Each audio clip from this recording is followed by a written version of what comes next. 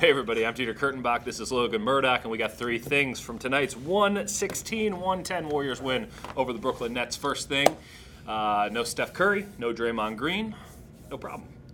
Kevin Durant was really good in this game. Kevin Durant's always really good, but he kind of took it up to another level. And this might be a sneak preview of what it might look like for Kevin Durant when he goes to another team at some point in his career. Because, you don't have two other All-Stars, arguably the guys who make the Warriors' engine go on both offense and defense. All he did, 28 points, 9 of 9 from the free throw line, 11 assists. I thought his defense was really good, 3 steals. He was Kevin Durant. Kevin Durant doing Kevin Durant things. It's always fun to see him at full optimization, and I think we saw that tonight. What do you got for me, Logan? I have Quinn Cook. Quinn Cook. Number two.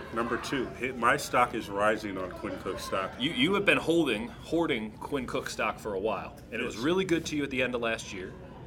Seems pretty good right now. 27 points. Was that 5 assists he has there? Yeah, Quinn Cook was on one tonight. He was on 1, on 2, and on 3. And he played very well. This is the Quinn Cook that we need while Stephen Curry is right. out.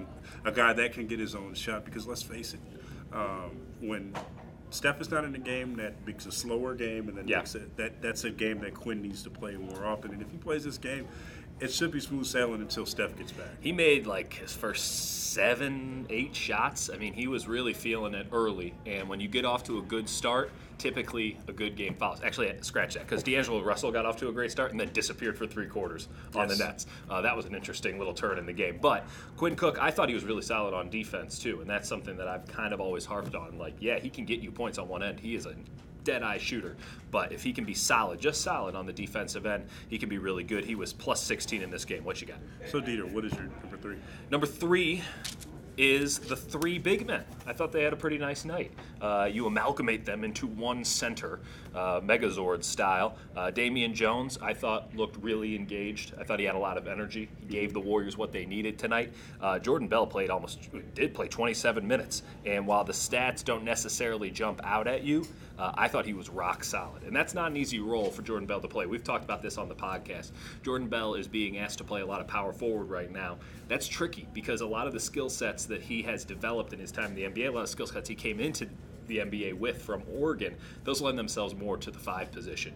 And now with Damian Jones and Kevon Looney kind of holding down those spots and Steve Kerr really trusting both of those guys with major minutes, Jordan Bell's got to change his game a little bit. He knocked down a 16-footer tonight. That was really encouraging to me because that's the kind of stuff he's going to have to do if he wants to get the run at the 4 and at the 5. Steve Kerr just won't trust him. And also something that he's worked on. Right. That has kind of been his detriment because he's been trying to show us that he could shoot that 15, 16-footer, and he just hasn't. It's a weird in-between, right?